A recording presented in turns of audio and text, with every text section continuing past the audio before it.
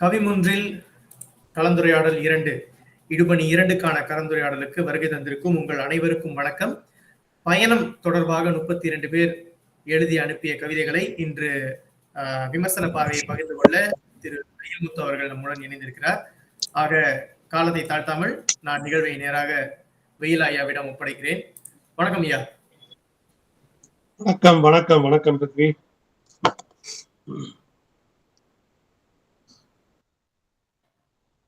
வணக்கம், எப்படி இருக்கீங்க? நல்லா இருக்கீங்களா? நல்லா இருக்கும் சார், நீங்க நல்லா இருக்கீங்களா?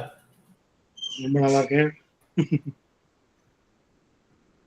ஓகே, போயிடலாமா உள்ள கவிதைகளுக்கு வர? அப்படி போயிடலாங்க சார். பேசணும். ஓகே, நீங்க கவிதைகள்லாம் எடுத்து வச்சிருக்கீங்களா? எடுத்து வச்சிருக்கேன் சார், எடுத்து வச்சிருக்கேன். ஓகே, அம்மாவின் கனவு அப்படிங்கிறது முதல் கவிதை. அம்மாவின் கனவு. ஓகே, தயார் சார். போட்டுறேன். ஹெட்போன் கனெக்ட் பண்ண ட்ரை பண்றேன்.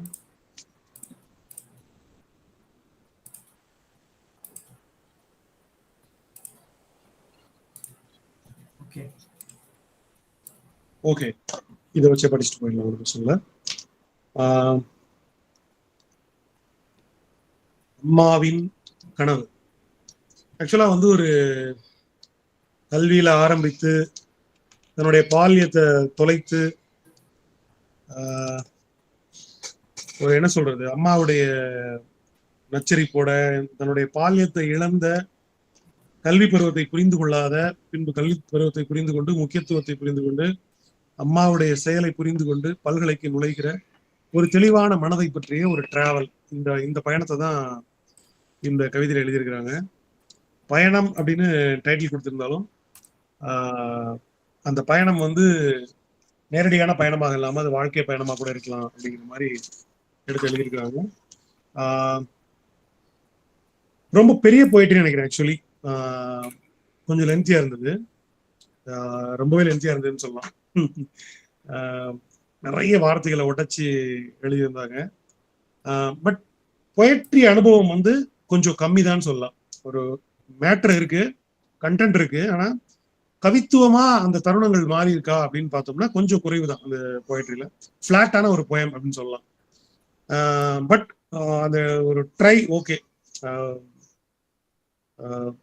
நெக்ஸ்ட் டைம் இன்னும் நல்லா பண்ணுங்கன்னு சொல்ற மாதிரி தான். ஏன்னா இது வந்து ஒரு பெஸ்ட் போயம் நான் சொல்ல மாட்டேன். இன்னொன்னு ஒரு விஷயம் சொல்லணும் என்னன்னா, பெரும்பாலான கவிதைகள் வந்து எல்லாமே வாழ்க்கை டிராவலா தான் இருந்தது. பெரும்பாலும் வந்து வாழ்க்கை பயணம், நினைவு பயணம், இளமை முதல் முதுமை வரையான பயணம், நினைவு பயணம், இப்படியே தான் இருந்தது. ஸோ டிராவல் எக்ஸ்பீரியன்சஸ் அப்படிங்கிறது வந்து ஆக்சுவலி ரியல் டிராவல் எக்ஸ்பீரியன்சஸ் அப்படிங்கிறது வந்து கம்மி தான். இந்த பொயட்ரிக்குள்ள எல்லாத்துலயுமே ரொம்ப கம்மியா இருந்தது. எனக்கு என்ன புரியல அப்படின்னா, ஒரு வாகனத்தை பத்தி இருக்கலாம், போயம் இருக்கலாம், 2 வீலர் பத்தி இருக்கலாம், ஒரு 4 வீலர் பத்தி இருக்கலாம், கார் பத்தி இருக்கலாம், ட்ரெயின் பஸ் எல்லாம் வருது. ஆனா அதுல போய் உட்கார்ந்தேன், நான் பார்த்தேன், ஜன்னலோரமா பார்த்தேன். அந்த ஜன்னலோர காட்சிகள் ரொம்ப பழைய காட்சிகள் ஆக்சுவலி. அது இன்னைக்கும் வந்து போய் ஒரு ட்ரெயின்ல பஸ்ல ஜன்னலோரமா உட்காடுறோங்கிறது இருக்குல்ல, இந்த கான்செப்ட்ல தான் இன்னும் நம்ம இருக்கோங்கிறது ரொம்ப பழசா இருந்தது. ஏன்னா பெரும்பாலான கவிதைகள் அந்த ஜன்னலோரம் தான் இருந்தது. பேருந்துல ரயில்ல ஜன்னலோரமா உட்காந்தேன், தென்றல் வந்தது, நிலவை பார்த்தேன், பூவை பார்த்தேன் அப்படின்னு இந்த ஒரு ரொம்ப சாதாரண வகைமையான கவிதைகளை தான் பார்க்க முடிஞ்சது. ஒரு பயணத்துல வந்து ஒரு மனிதரை சந்திப்பதை பற்றியோ, பயணங்களுடைய ஒரு ரியல் பயணம் இருக்குல்ல, ரியல் பயணத்துல என்னெல்லாம் தொடர்பு இருக்கோ அது பற்றி அது வந்து இல்லை. ஸோ அது ஒரு பெரிய ஏமாற்றமா தான் எனக்கு இருந்தது. ஒரு நீண்ட ஒரு பாதையில நடந்து போறதை பற்றி, ஒரு யுனிக்கான லேண்ட்ஸ்கேப் பத்தி. இப்ப மலேசியான்னு ஒரு லேண்ட் இருக்கு, அந்த லேண்டுக்கு வந்து புலம்பெயர்ந்து வந்ததை பத்தி கூட ஒரு கவிதை கூட இல்லை. தமிழ்நாட்டுல இருந்து மலேசியாவுக்கு வந்த புலம்பெயர்வு பத்தி கவிதையே இல்லை. ஒரே கவிதை வந்து பேசுது, அதாவது சொந்த ஊருக்கு திரும்பி போறதை பத்தி ஒரு கவிதை இருக்கு, அப்பாவுடைய வீட்டை போய் பார்க்க போற மாதிரி ஒரு கவிதை இருக்கு. தவிர புலம்பெயர்வு பற்றி எந்த கவிதையுமே இல்லை. ஆக்சுவலா உலகம் முழுக்க இருக்கக்கூடிய தமிழர்களுடைய மிகப்பெரிய முக்கியமான பிரச்சனையே புலம்பெயர்வுங்கிறது தான், பயணம்ங்கிறது தான். சொந்த நிலத்தை விட்டு இன்னொரு நிலத்துல போய் அந்த நிலத்தை தன்னோட நிலையமாக மாத்திக்கொண்டு அது தன்னுடைய நிலமா இல்லையாங்கிற பரிதவிப்பிலேயே வாழக்கூடிய ஒன்றுதான் தமிழர்களுடைய பெரும் முக்கியமான வாழ்வு. அதுல அந்த புலம்பெயர்வு பத்தி அதனுடைய பயணங்கள் பத்தி இல்லவே இல்லை. நாம நம்மளுடைய பயணத்தை பத்தி தான் எழுதணும்னு இல்லை, நம்மளுடைய எக்ஸ்பீரியன்ஸை பத்தி தான் எழுதணும்னு இல்லை. இன்னைக்கு இலங்கை தமிழர்களா இருக்கட்டும், பல்வேறு நாடுகள்ல இருந்து எங்கெங்கயோ பயணிச்சுட்டு இருக்காங்க. சரி, தமிழர்களை பத்தி மட்டும் தான் எழுதணுமான்னா இல்ல. இன்னைக்கு இப்போ ரஷ்யால போர் நடக்குது, உக்ரைன்ல போர் நடக்குது, மக்கள் புலம்பெயர்ந்து போறதை பற்றியான பயணங்கள் பற்றி இல்ல. இந்தியாவில் வந்து அந்த கொரோனா காலத்துல வந்து சென்னை டு கன்னியாகுமரி டு டெல்லி வரைக்கும் கால்நடையா நடந்து கால்லாம் வெடிச்சு ரத்த பாலமா வந்து எவ்வளவு புகைப்படங்கள் கூகுள்ல வந்தது, நீங்க பார்த்திருக்கலாம் ஒருவேளை. உலகம் முழுக்கவே மக்கள் தொடர்ந்து புலம்பெயர்றாங்க, பார்டர் விட்டு பார்டர் போறாங்க. அவங்களுடைய வாழ்வே வந்து ஒரு பெரிய கேள்விக்குறியா இருக்கு. குறிப்பா தமிழர்களுடைய வாழ்க்கை கேள்விக்குறியா இருக்கு. அப்படி தமிழர்களுடைய தவிர்க்க முடியாத வறுமை சார்ந்த பயணங்கள் பற்றி எதுவுமே போயிட்டு இல்லை. ஸோ எல்லாமே ரொம்ப ரொமான்டிசைஸ் பண்ணப்பட்ட ஒரு ஜன்னலோர இருக்கைக்கு ஆசைப்படக்கூடிய ஒரு பயணமாவே மட்டும்தான் இருந்தது. கஷ்டப்படுகிற பயணங்கள் அல்லது ரியல் பயணங்கள் எதுவுமே இல்லை, பெரும்பாலும் இல்லை. அண்ட் மலேசியால வாழக்கூடிய ஒரு ஒரு ஒரு நபர்கள் அங்க இருக்கிற ட்ரெயின் பத்தியோ, அங்க இருக்கிற பிரத்யேகமான பஸ் பத்தியோ, ஒரு சிக்னல் பத்தியோ, இப்ப நான் வந்து உதாரணமா பார்த்தேன். நான் வந்து மலேசியா வந்திருந்தப்போ தொழுகை நேரங்கள்ல வந்து சாலை ஓரமா நிற்கிற அவ்வளவு கார்களை நான் பார்த்தேன். நான் வந்து பிரித்திகிட்ட கேட்டேன், ஏன் இவ்வளவு கார்கள் நின்றுட்டு இருக்கு இந்த இடத்துல, ஏன் என்ன பிரச்சனை, இல்ல தொழுகை நேரம் போயிட்டு இருக்கும்போது அந்த ஏரியாவில ஒரு காரை நிப்பாட்டிட்டு அப்படி போய் தொலை போயிருப்பாங்க சார், அதனாலதான் அவ்வளவு கார் நிக்குதுன்னு சொல்லி சொன்னாரு. இதெல்லாம் ஒரு தேசத்தினுடைய பிரத்யேகமான காட்சிகள். இதெல்லாமே கவிதைக்கான காட்சிகள் தான். ஒரு ஒரு ஒரு யுனிக்கான காட்சி, நான் பார்க்காத காட்சி எதுவுமே இல்லை. எல்லாருமே பார்த்து சலித்த காட்சிகள் தான். எல்லாருமே பஸ்ல போயிருப்போம், எல்லாருமே ட்ரெயின்ல போயிருப்போம், ஜன்னல் ஓரமா இருக்க ஆசைப்பட்டிருப்போம், நிலவை பார்த்திருப்போம், மரங்கள் பின்னால போனதை பார்த்திருப்போம். இது 1930 40 50 70 90 2020 2023 வரைக்கும் இதேதான். சோ பிரத்யேகமான காட்சி என்பது என்ன அப்படிங்கிறது வந்து எனக்கு ரொம்ப ஏமாற்றமா இருந்தது. மொத்த கவிதைகள் நான் சொல்றது இந்த கவிதை இல்ல, மொத்த கவிதைகளிலுமே இந்த ஏமாற்றம் எனக்கு இருந்தது. ஒரு யுனிக்கான கண்டென்ட்டை நான் பார்க்கவே இல்லை. அது ரொம்ப ஒரு பெரிய ஏமாற்றம். ஒரு மிதிவண்டியை பற்றி யுனிக்கா பயணம்னா, நான் பயணம் சார்ந்த எதை வேணாலும் எடுத்து நீங்க எழுதலாம். ஒரு சைக்கிளை பத்தி தனியா எழுதலாம். ராணி திலக் ஒரு போயம் எழுதியிருக்கிறாரு, ஒரு 2 வீலரை வந்து ரிப்பேர் பண்றதை பத்தியான ஒரு கவிதை எழுதியிருக்கிறாரு. அவ்வளவு அழகா இருக்கும், ஒரு ஜென் போயம் மாதிரி இருக்கும். சோ அந்த மாதிரி வந்து நிறைய சான்சஸ் இருந்தும் அதை தவற விட்டுருக்கீங்கன்னு சொல்லுவேன். ஏன்னா இன்னொன்னு வந்து ஃபிளைட்ல தான் போயிட்டு வரீங்க. எல்லாருமே வந்து ஃபிளைட்ல ஒரு வருஷத்துக்கோ 2 வருஷத்துக்கோ இருக்கும் ஃபிளைட்டுக்கு, தமிழ்நாட்டுக்கும் மலேசியாவுக்கும் போறீங்க, இல்ல வேற நாட்டுக்கு போறீங்க. பட் ஃபிளைட் சார்ந்த எந்த அனுபவமே பதிவாகவே இல்லை. ஒரு வானத்துல இருந்து மேகங்களை பார்க்கிற, பறவைகள் பூமியை கீழே பார்க்கிற ஒரு அனுபவம் இருக்கு, அது வரவே இல்லை. ஒரு 36 அடிக்கு மேல இருந்து ஒரு நதியை பார்க்கிற ஒரு மனநிலை இல்லை, அது தெரியல. மேகங்களை கிட்ட தொடர தூரத்துல மேகங்கள் இருந்து அந்த எக்ஸ்பீரியன்ஸ் அதுல இல்லை. விமான அனுபவம்னே ஒண்ணு ஒரு கவிதையில கூட பதிவாகவே இல்லை. ஏன், என்னாச்சு? எல்லாருமே அந்த எக்ஸ்பீரியன்ஸ் பண்ணிருக்கீங்க தானே, ஏன் அது வரமாட்டேங்குதுன்னு எனக்கு புரியவே இல்லை. ஸோ அந்த மாதிரி மிஸ் ஆகிற இடங்கள் வந்து நான் யூனிக்கா எதிர்பார்த்தேன். ஒரு மலேசியால இருந்து எழுதுறாங்க இவ்வளவு பேரு, அங்க என்ன வாழ்க்கை முறை இருக்கும், என்ன டிஃப்ரெண்டான எக்ஸ்பீரியன்சஸ் இருக்கும், என்ன சொல்லுவாங்க அவங்க, நமக்கு இதுல இருந்து நிறைய விஷயங்கள் கிடைக்குமேன்னு நான் யோசிச்சு அந்த விஷுவலுக்காக ஏங்கி வர்றேன். ஆனா எல்லாமே பழைய விஷுவல்ஸ், பழைய கவிதைகள், பழைய கண்டென்ட்டா தான் இருந்தது. சரி, நெக்ஸ்ட் கவிதைக்கு போவோம். அன்பனும் கோவில் அப்படின்னு ஒரு கவிதை. அது ஒரு மரபு கவிதை பாணியிலான கவிதை. ஸோ அதுல வந்து ஒரு ஒரு முக பயணத்தை பற்றியான ஒரு கவிதை அது. மனிதன் தனக்குள் உள்நோக்கி பயணிக்கிறதை பற்றியான ஒரு கவிதை, ஒரு மரபு கவிதையாக இருந்தது. அதனால ஒரு ஸ்பெஷல் எக்ஸ்பீரியன்சஸ் எதுவும் அதுல இல்லை அப்படின்னு தான் நான் பாக்குறேன். ஸோ கவிதை அட்டன் பண்ண வகையில ஓகே. அண்ட் 2வது கவிதை வந்து இறைவன் இறங்க வந்துன்னு இருந்தது, இறங்கி வந்துன்னு நினைக்கிறேன், அது ஸ்பெல்லிங் மிஸ்டேக்கா, இறங்க வைத்து தான். ஓகே, இறங்க வைத்து, சாரி, இறங்க வைத்து, கரெக்ட். ஸோ இதுல வந்து வாழ்க்கையே ஒரு பஸ் மாதிரி, பஸ் டிராவல் மாதிரி, ஒரு கார் டிராவல் மாதிரி இதுக்கு வந்து எடுத்து எழுதியிருந்தாங்க. ஒரு மரணத்தினுடைய இறுதி ஸ்டாப்ல வந்து நிக்கிற மாதிரியான ஒரு கற்பனை. நல்லா இருந்தது, இது கொஞ்சம் இன்ட்ரெஸ்டிங்கா தான் இருந்தது. பிரேக் போடுறது, ஸ்டாப்ஸ், சிக்னல்ஸ்னு கொஞ்சம் இருந்தது. ஸோ பிறப்புல ஆரம்பிச்சு இறப்புங்கிற ஸ்டாப்ல முடிகிற அந்த ஒரு கார் டிராவல் பத்தியான, ஒரு கார் டிராவல் அல்லது பஸ் டிராவல் மாதிரியான அந்த லைஃப்பை பத்தி ஒரு போயம். சின்ன ஒரு அவதானிப்பு, ஒரு ஓகே, ஒரு மோசமா இல்லை அப்படின்னு நான் சொல்லுவேன். எக்ஸ்பீரியன்ஸ் இருக்கு இதுல கொஞ்சம் அப்படின்னு சொல்லியிருக்கு. ஸோ ஓகே, நல்லா அட்டன் பண்ணிருக்கீங்க. ஸோ நெக்ஸ்ட் டைம் இன்னும் நல்லா ரொம்ப அழகா அட்டன் பண்ணுங்கன்னு சொல்லுவேன். ஸோ இதுல என்ன ஒரு விஷயம் சேர்த்திருக்கலாம் அப்படின்னா, நிறைய விஷயங்கள் சேர்க்கிறதுக்கான விஷயங்களா இருந்தது. ஃபார்மேட், இந்த ஃபார்மேட் பிடிச்சிருந்தது எனக்கு. டக் டக் டக்னு அப்படியே அது ஒரு போறது. பட் லைஃப் வந்து இந்த ரஜினி ஒரு பாட்டுல பாடுவார், 8 மனுஷ வாழ்க்கையை பிரிச்சுக்கன்னு சொல்லிட்டு ஒவ்வொரு 8 பிரிச்சிருப்பாங்க. ஸோ அந்த மாதிரி கூட வந்து ஒரு ஒரு ஒரு பேட்டர்ன் எங்கேயோ பிடிச்சிருக்கலாம். இந்த டிராவல ஒரு ஒரு ஸ்டாப்ஸ் வந்து வகுத்துருக்கலாம், என்னென்ன ஸ்டாப் வருதுங்கிறது மாதிரி. ஒரு பாட்டு இருக்கும், கண்ணதாசன் பாட்டு, ஏதோ ஒரு பருவம் ஊரில் பிறந்து விட்டேன், முது ஊரில் போகிறேங்கிற மாதிரி எல்லாமே ஊர் பேர்லயே கொண்டு வந்திருப்பாரு அவரு. கனவூரில் பிறந்தவன் நான், அப்படி ஒரு சம்திங் அந்த மாதிரி இருக்கும். அதாவது ஊர் பேர்களா வச்சு அந்த பாட்டு இருக்கும். ஸோ அந்த மாதிரி இந்த பயணத்துல எத்தனை ஸ்டாப்ஸ் இருக்கு அப்படிங்கறத ஒரு அந்த இடத்துல சேர்த்து இருந்தா நல்லா இருக்கும். ஒரு யூனிக்கா வேற மாதிரி போயமா இருந்திருக்கு, வாய்ப்பு இருக்கு. பட் ஓகே, இது வந்து மற்ற இரு கவிதைகளோட அது நல்ல கவிதைகள் தான். அண்ட் ரெண்டாவது வந்து உறவுகள் எனக்கு ஊஞ்சல் விளையாட்டுன்னு ஒரு கவிதை. ஒரு அப்பாவை வந்து நண்பனாக பார்க்கிற, அவர் இல்லாத நிலையை சொல்லக்கூடிய ஒரு உணர்ச்சி மிகுந்த ஒரு கவிதை.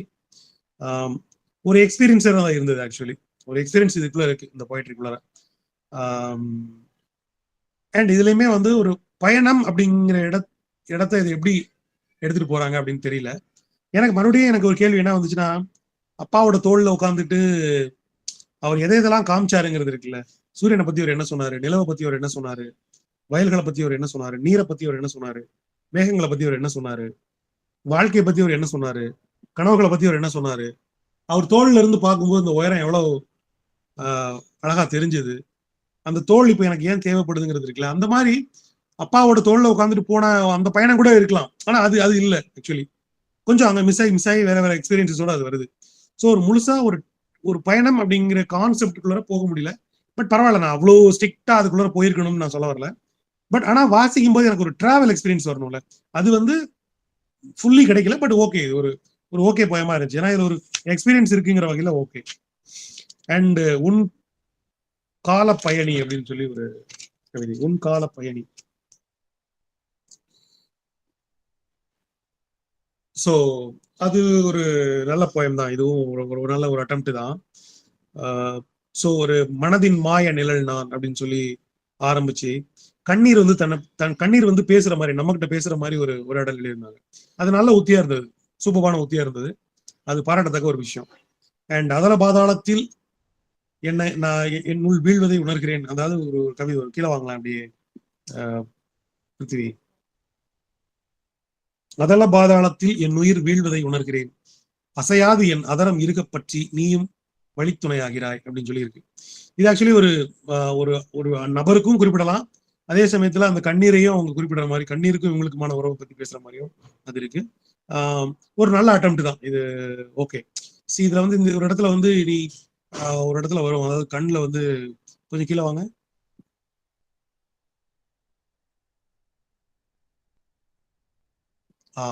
ஓகே, கீழே வாங்க. ஓகே, அப்படியே வச்சுக்கோங்க. ஓகே, யாரும் இல்லை என ஒவ்வொரு நொடியும் நீ நொறுங்கும் போது நீ கேளாமலே உன் இமைகளை தாண்டி உன் கன்னத்தை என் கரங்களால் ஏந்தி முத்தமிடுகிறேனே அப்படின்னு. கண்ணீர் வந்து வழிகிற மாதிரி தான் நம்ம இது வரைக்கும் யோசிச்சிருக்கோம், நம்ம கண்ணீர் கன்னத்துல. பட் கண்ணீர் துளி வந்து கண்ணுல இருந்து இறங்கி வந்து நம்ம கன்னத்துல முத்தமிடுதுன்னு சொல்ற அந்த விஷுவல் வெரி நைஸ். அது கொஞ்சம் புதுசா இருந்தது. ஸோ அதுக்காக அவங்களுக்கு பாராட்டுகள். ஸோ சூப்பர், தொடர்ந்து எழுதுங்க. பட் லாஸ்ட் டைம் வந்து கொஞ்சம் நீட்டி எழுதுங்களேன், தப்பு இல்லை அப்படின்னு சொன்னேன். அதனால எல்லாருமே ரொம்ப நீட்டி எழுதிட்டீங்க. பட் பரவாயில்ல, ஓகே, நல்ல ட்ரை தான். கொஞ்சம் கச்சிதப்படுத்தலாம். அதாவது நீட்டலும் மலித்தலும் வேண்டாம் அப்படின்னு சொல்லுவாங்க இல்லையா, மொத்தமாவும் சின்னதாயிர வேண்டாம், ரொம்பவும் பெருசா வளர்த்துற வேண்டாம், கொடுமையாவும். ஒரு ஒரு ஸ்டைலான ஒரு ஏரியா இருக்குல்ல, ஒரு மிடிலான ஏரியா இருக்குல்ல, அதுக்குள்ளார போயிட்டு வைங்க. Nice, thank you. அடுத்தது வந்து உன்னை சேரும் தூரம் அப்படின்னு ஒரு போயம்.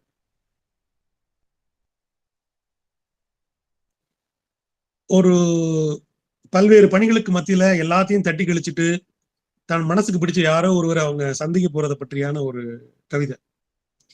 கிளியரா இருக்கு, லாங்குவேஜ் ரொம்ப சிம்பிளா இருக்கு, நல்லா எழுதியிருக்காங்க, அவங்களுக்கு வாழ்த்துக்கள். பட் என்னன்னா பொயட்ரி மூட் கம்மி, பொயட்ரி மொமெண்ட்ஸ் கம்மியா இருக்கு, ஃபிளாட்டா இருக்கு. அது ஒண்ணுதான் இந்த பொயட்ரியோட பிரச்சனை. அண்ட் ஏன்னா இன்னும் கொஞ்சம் எமோஷனோ அல்லது வந்து ஒரு ஒரு பொயட்டிக் மொமெண்ட் வந்து இருந்திருக்கலாம், அது வந்து இல்லை.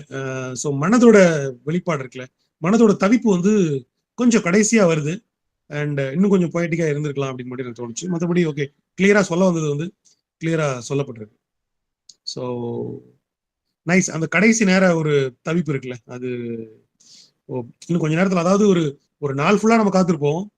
பட் அந்த பைக்ல கிளம்பி அல்லது கார்ல கிளம்பி அவங்கள சந்திக்க, ஒரு நபரை சந்திக்க போறதுக்கு இடையில இருக்கக்கூடிய ஒரு 20 மினிட்ஸ், ஒரு அரை மணி நேரத்தை, ஒரு மணி நேரத்தை தவிப்பா இருக்கும். அப்படியே எவ்வளவு நேரத்துல போய் சேருவோம். அந்த அந்த மொமெண்ட் நல்லா இருந்தது. ஸோ நல்லா எழுதியிருக்காங்க. தொடர்ந்து எழுதுங்க, வாழ்த்துக்கள். அடுத்து எத்துணை பிரயாணம் அப்படின்னு ஒரு கவிதை. அது வந்து ஆக்சுவலி ரொம்ப நல்லா வந்திருக்க வேண்டிய ஒரு கவிதை. மிஸ் ஆயிடுச்சுன்னு சொல்லுவேன் நான். அது ரொம்ப, ஆனாலும் ஓகே, நல்ல அட்டெம்ப்ட். ஆக்சுவலி என்னன்னா, ஒரு ஸ்டாம்ப் வந்து உலகை சுத்தி வர நினைச்சு, எந்த ஒரு ஸ்டாம்பும் வந்து என்ன பர்பஸ், அது ஏதோ ஒரு போஸ்ட்ல ஒட்டப்பட்டு அது ஏதோ ஒரு நாட்டுக்கு, உலகத்துக்கு, ஒரு கிராமத்துக்குன்னு பயணிக்க வேண்டியதுதான் அதனுடைய இது. ஆனா ஒரு ஸ்டாம்ப் சேகரிக்கிற சிறுவனுடைய ஆல்பத்துக்குள்ள அந்த ஸ்டாம்ப் மாட்டிக்கிச்சு அப்படின்னு ஒரு பெர்ஸ்பெக்டிவ் வச்சிருக்கிறாரு. சூப்பரா இருக்கு. இதுக்கப்புறம் ஒவ்வொரு பொருளா ஒரு 4-5 பொருள் சொல்லி அது எப்படிலாம் மாட்டிருக்குன்னு சொல்லுவாருன்னு நான் யோசிச்சேன். ஆனா மிஸ் பண்ணிட்டாரு அதை. என்னன்னா அப்படியே டைலூட் ஆயிடுச்சு போயம் வந்து. அடுத்தது வந்து தோட்டா வந்து குறிப்பிட்டிருக்கிறார். தோட்டா வந்து அது சுதந்திரமா தான் ஆயிருக்கு. ஆக்சுவலி விரைவாக பயணிக்கும் ஆசையில் பிறந்தது ஒரு தோட்டா, ஒரே ஒரு மரணத்திற்கு மரியாதை செய்யும் நோக்கில் வான் நோக்கி சுட்டுக் கொல்லப்பட்டது.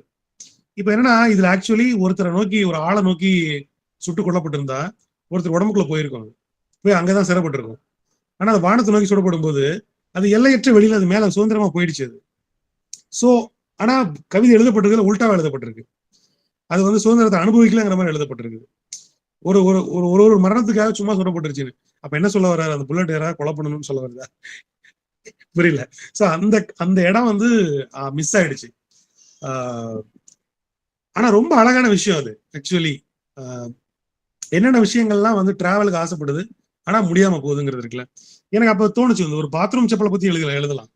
ஒரு ஒரு செப்பல் வந்து பல 100 கிலோமீட்டர் பயணிக்கணும்னு அது நினைச்சு ஆசைப்பட்டு ஒரு கடையில இருந்து கிளம்பும். ஆனா யாரோ ஒருத்தர் வீட்டுல வாங்கிட்டு போய் பாத்ரூம்லயே போட்டுருவாங்க. அது அந்த பாத்ரூம் விட்டு எங்கேயுமே போக முடியாது. அதோடைய உலகமே அதுவா மாறிடும். சோ அந்த செப்பலை பத்தி எழுத முடியும். அது நினைச்சா அதோடைய கனவுல இருக்கக்கூடிய ஒரு ஒரு ஒரு பாத்ரூம் செப்பலின் கனவில் சீன பெருஞ்சுவரின் பாதை, நீல் பாதை அப்படின்னு எழுதினோம்னா ஒரு ஹைக்கூ கவிதை. அந்த மாதிரி சின்ன சின்னதா வந்து இமேஜஸ் சொல்லியிருக்கலாம். அது அது மிஸ்ஸிங்னு யோசிச்சேன். இந்த கவிதைக்குள்ள சாத்தியப்படக்கூடியது அது. ஆனா இவங்க கிட்ட ஒரு நல்ல ஒரு பார்வை இருக்கு, பெர்ஸ்பெக்டிவ் இருக்கு, சொல்ல வருது. இவங்க கொஞ்சம் ட்ரை பண்ணணும், டைம் எடுக்கணும், இன்னும் கொஞ்சம் மெனக்கிட்டா சூப்பரா வந்து பிடிப்பாங்க விஷுவல்ஸ். ஸோ அவங்களுக்கு என்னுடைய வாழ்த்துக்கள்.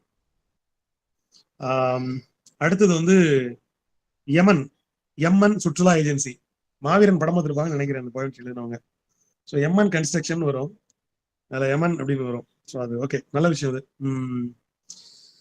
ஸோ இது ரொம்ப இன்ட்ரெஸ்டிங்கா தான் இருக்கு. கண்ணை மூடி கண்ணை திறந்தா புகமூட்டமா இருக்கு, இந்திரனை கேட்டா எமன் காட்சி அளிக்கிறான், வழியெல்லாம் பொட்டல்கள், வெளியெல்லாம் கனலில் உதிரங்கள், செவியெல்லாம் ஓலக்குரல்கள், மனதெல்லாம் பயக்குரல்கள், கண்ணீரை துடைக்கும் முன் சித்திரகுப்தன் வந்தடைய மறுநொடியில் தீக்குழம்பில் நான் கிடந்தேன். நரகத்துக்கு போயிருக்காங்க போல இருக்கு. ரொம்ப தப்பு பண்ணிருப்பாங்கன்னு நினைக்கிறேன் அந்த கவிதை எழுதினவங்க. ஏன் நரகத்துக்கு தான் போடுமா, சொர்க்கத்துக்கு போயிருக்கலாமே, ரொம்ப அழகா இருந்ததுன்னு எழுதியிருக்கலாமே அந்த ஏரியாவை. ஓகே. சோ வாழ்க்கையை பற்றிய வெறுப்பு அங்க வெளிப்படுது. பரவாயில்ல. தீச்சல் குளம்னு போட்டிருக்காங்க. நீச்சல் குளமா தீச்சல் குளமான்னு தெரியல. சரி, தீச்சல் குளம் தான் நினைக்கிறேன். அது குளம்னா இந்த குளமா அந்த குளமான்னு தெரியல. ஓகே, ஏதோ ஒரு குளம் தப்பு இல்லதா வந்திருக்குது. பரவாயில்ல, சரியா வந்தா சரியா வந்திருக்குன்னு சொல்லலாம். அப்புறமா ஓய்வென்று அசரும் முன் காய்ச்சல் வரும் அளவிற்கு கறி குழம்பு காத்திருந்தது. டயட்டா இருந்தும் கறி சாப்பிட்டுருக்காங்க போல இருக்கு. கறி சாப்பிட்டு ஹார்ட் அட்டாக் வந்துருச்சுன்னு நினைக்கிறேன். ஸோ மறுபடியும் போயிட்டாங்க எவ்வளவுக்கு, திரும்ப மறுபடியும் பிறக்கிறாங்க, விசா கொடுத்து மறுபடியும் பூமிக்கு போப்பான்னு சொல்றாங்க. ஸோ மறுபடியாவது வந்தா, திரும்ப வரும்போதாவது ஒரு கறிக்குழம்பு சாப்பிடாம வெஜிடேரியனா இருந்து தப்பிப்பாரான்னு தெரியல. ஸோ இப்படி ஒரு ஒரு ஃபன் அண்ட் ஒரு வாழ்க்கையினுடைய பிறப்பு இறப்ப வந்து ஒரு பயணம் மாதிரியும், விசா முடிகிற மாதிரியும், பாஸ்போர்ட் எடுத்து திரும்ப பூமிக்கு வர்ற மாதிரியும் ஒரு கான்செப்ட். ஓகே, நைஸ் அட்டெம்ப்ட், வாழ்த்துக்கள். பட் இன்னும் இன்ட்ரெஸ்டிங்கா நிறைய பண்ணலாம் இதுல. ஃபன்னாவோ அல்லது கதையாவோ இப்படி இன்ட்ரெஸ்டிங்கா எழுத போறீங்கன்னு முடிவு பண்ணிட்டீங்கன்னா இன்னும் நல்லா இறங்கி அடிக்கலாம். ஒரு யமனுடன் ஒரு உரையாடலை போட்டிருக்கலாம். யமன் கேட்கிற கேள்விகள் நீங்க சொல்ற பதில்கள், அல்லது நம்ம கேட்கிற கேள்வி யமன் சொல்ற பதில். ஒரு இங்க இருந்து இந்த இந்த பூமியில இருந்து வானத்தை நோக்கி போற பயணத்துல ஒரு கடவுளோடையோ அல்லது வந்து யமனோடையோ பேசிக்கிற மாதிரி ஒரு ஒரு கற்பனையில கூட எழுதலாம், டைலாக்ஸா கூட எழுதலாம். ஃபார்ம்லாம் வித்தியாசமா அட்டன் பண்ணவே மாட்டீங்க.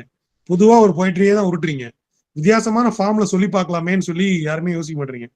பட் இந்த செட்ல வந்து ஒரு போயம் வந்து செம்மையா அட்டன் பண்ணியிருக்காங்க. ஃபார்மா செம்ம அட்டம்ப்ட்னு சொல்லுவேன். அது அப்புறமா சொல்றேன் வரிசையில வரும்போது. பட் அந்த மாதிரிலாம் வந்து அட்டன் பண்ணீங்கன்னா வேற எங்கேயோ போயிடும் போயிட்ரி. ஸோ அந்த மாதிரி வித்தியாசமான ஒரு நிறைய அட்டன் பண்ணுங்க. கதை சொல்லுங்க, உரையாடல் வைங்க, ஒவ்வொரு லைன்லயா கவிதை வைங்க, ஏதாவது வித்தியாசமா யோசிங்கிறது தான் என்னுடைய இதுவா இருக்கு. சரி, ஓகே. நெக்ஸ்ட் வந்து எனது பயணம். திருவாரூர் டு திருச்சி போற ஒரு பயணம் இருக்கும். எஸ், அதான். அதில் நிறைய ஹிண்ட்ஸ் எல்லாம் கொடுத்துருப்பாங்க. திருவாரூர் டு திருச்சி போற ரூட்ல தஞ்சாவூர் லேண்ட்ஸ்கேப்பு அதெல்லாம் ரொம்ப நல்லா அந்த போயிட்டில வந்திருக்கும். அதுல 2 விஷயம் ரொம்ப ஒரு நுட்பமா உள்ள வச்சிருந்தாங்க. ஒரு நூல் உயரம் குறைந்ததால் உள்ளே அனுமதிக்கவில்லை அப்படின்னு, கோயிலுக்குள்ள அனுமதிக்கலன்னு சொல்லி சொல்றாரு. ஒரு நூல் அளவுங்கிறது வந்து 2 நூல் இருக்கு. எந்த நூலை சொல்றாருன்னு தெரியல. பட் ஓகே, அந்த சூசகமா சொல்றது ஆனா நல்லா இருக்கு. எந்த நூல் இல்லைன்னா கோயிலுக்குள்ள போக முடியாதோ அந்த நூலை பத்தி அவர் பேசுறாரா, இல்ல ரியலாவே அளக்குறதுல இருக்கக்கூடிய நூலை பத்தி பேசுறாரான்னு தெரியல. பட் எனிவே அது ரொம்ப நல்லா செட் பண்ணியிருந்தாரு உள்ள. அண்ட் அடுத்த வழியிலே வந்து தடியை வைத்திருந்தவரின் நூலை படித்த நாள் இந்த நிலை அப்படிங்கிற மாதிரி ஒண்ணு இருக்கும். ஸோ தடி வைத்திருக்கிறவர்னா காந்தியும் இருக்கு, பெரியாரும் இருக்கு, அம்பேத்கரும் இருக்கு, நிறைய பேர் இருக்காங்க. பட் நமக்கு புரியுது என்ன சொல்ல வர்றாரு என்னன்னு. பட் நல்ல போயம், ரொம்ப லென்த்தியான ஒரு போயம் இது. ஸோ குட் எக்ஸ்பீரியன்ஸ் கிடைச்சது இதுல. பட் இது இன்னும் கொஞ்சம் கச்சிதமா எடிட் பண்ணா ஒரு தஞ்சாவூர் டு திருச்சி ட்ரெயின் டிராவலை வந்து இன்னும் கொஞ்சம் எடிட் பண்ணா சூப்பரா இருக்கும் இந்த போயம். ஸோ நல்ல நாஸ்ட்ராலஜிஸ் அண்ட் பொலிட்டிக்கல் அங்கங்க இருக்கு. ஸோ அந்த வகையில பாராட்டுகள், தொடர்ந்து எழுதுங்க. அண்ட் அடுத்த போயம் வந்து என் முதல் ரயில் பயணம்.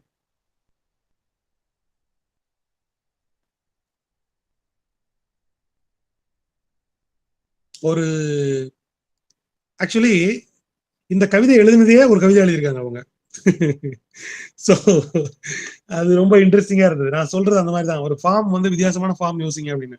இந்த கவிதை பெட்டரான கவிதையா, பயங்கரமான கவிதையா, இது ரொம்ப உச்சபட்சமான கவிதையா கேட்டா அப்படிலாம் இல்ல, சாதாரணமான ஒரு கவிதை தான். பட் ஆனா கவிதையா வந்துருச்சு.